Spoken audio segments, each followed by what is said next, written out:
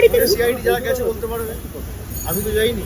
কলকাতা পুরসভা তো নোটিশ দিয়েছে আপনার বাড়িতে। কলকাতা পুরসভা এগেইনস্ট কমপ্লিট অবৈধ বাড়ি বলছে আপনার, অবৈধ নির্মাণ।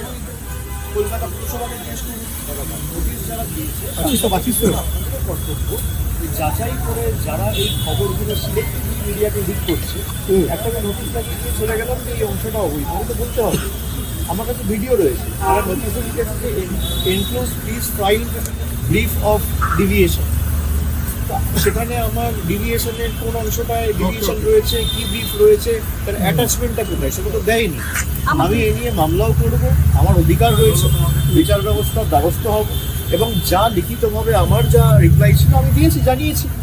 বাকি সিআইডি টিম কেন এসছে, টিএমসি কেন এসছে, কি নোটিশ দিয়ে যারা দিয়েছে তারা বলতে পারবে। আপনি কি সই জাল সংক্রান্ত মামলা এসছে, আপনি কি সই জাল করেছেন? আপনি যখন দাঁড়ান, আপনি প্রশ্ন করলেন রিপাবলিক বাংলার সাংবাদিক যে কেন সিআইডি দিয়েছে, কেন সিআইডি আপনার কাছে এসেছে, এবার আপনি বলছেন সইজাল মামলা এসেছে, নোটিশ আমি পাইনি, আপনি জেনে গেছেন কেন এসেছে। তাহলে আপনারা যখন সবকিছু জানেন, সিআইডি যখন বলেই দিচ্ছে তখন আমার তো বলার কিছু নেই। আপনি আমাকে প্রশ্ন করলেন যে কেন সিআইডি আপনার বাড়ি এসেছে, এবার আপনি আমাকে বলছেন সইজাল মামলাতে এসেছে। তাহলে আপনার বিরুদ্ধে যে অভিযোগ, আমার বিরুদ্ধে যে অভিযোগ, আমাকে নোটিশ দেবে, আমি আইনত লড়াই করব।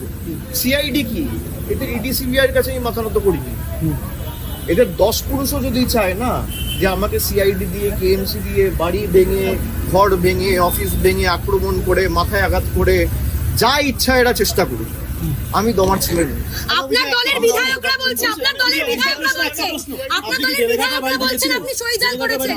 আমি ওখানে আমাদের বেলিঘাটা যে পার্টি অফিস রয়েছে, আমাদের ওখানকার নির্বাচিত যিনি বিধায়ক কুণাল ঘোষের অফিসে আমি দেখা করেছি। আচ্ছা, আমি ওখানেই গেছিলাম, ওখান থেকে এসেছি, আমি একটু পরে আপনার দলের বিধায়করাই বলছেন